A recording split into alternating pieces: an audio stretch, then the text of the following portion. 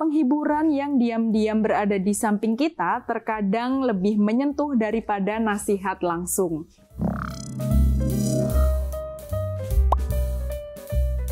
Buku bertema pengembangan diri biasanya akan memberi kita nasihat dan saran, kamu harus begini, kamu harus begitu. Namun, buku yang akan kita bahas kali ini akan mengajak para pembaca untuk menikmati setiap momen dalam hidupnya dan menyajikan kalimat-kalimat baik yang bisa kita ambil pelajarannya.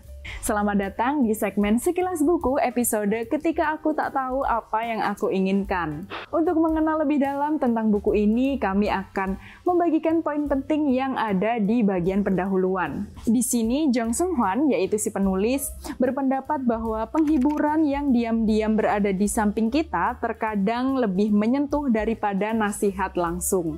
Penghiburan itu bisa berupa kalimat-kalimat yang kita baca dari sebuah buku. Seperti kalimat-kalimat yang tertulis dalam buku ini yang mengajak kita untuk merefleksikan diri dan meringankan hati kita.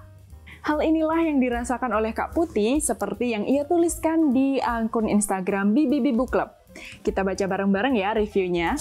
Di sini Kak Putih menuliskan, buku ini berisi kumpulan tulisan reflektif penulis tentang kehidupan. Secara garis besar dibagi menjadi 4 bagian, mengenal perasaan kita, mengenal waktu kita, mengenal hubungan-hubungan kita, dan dunia kita. Penulis banyak membagikan pengalaman, pemikiran, dan kutipan-kutipan favoritnya dari para filsuf, penyair, dan penulis lain.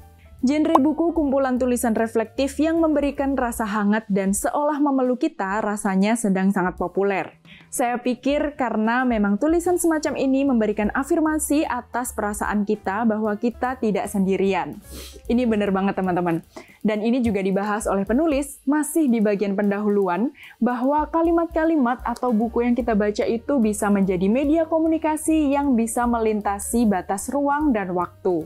Artinya, dari kalimat-kalimat yang kita baca, kita jadi tahu bahwa kita nggak sendirian. Ada orang lain loh di luar sana yang juga sedang dalam masa kesulitan dan dia juga pengen keluar dari masa sulit itu. Kita lanjut baca reviewnya ya.